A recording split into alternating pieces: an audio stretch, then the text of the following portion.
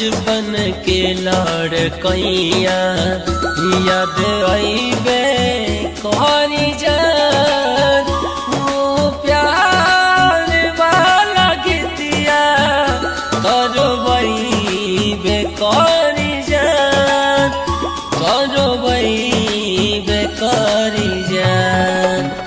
हमरा दिलवा पछोरी चलैलो प्यारे बचपन के क्षण में भूलैलो मारो के बास धाके रोवेला छोड़ गईलो छोड़ गईलो।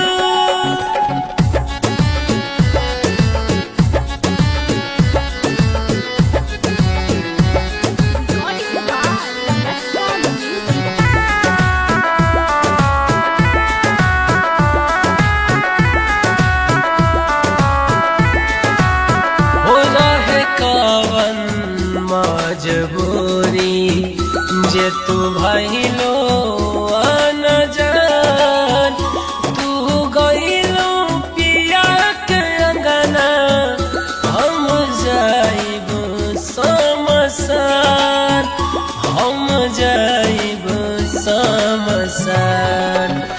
गिरिराज के दिल से मिटैलो अपना पियावा के दिल में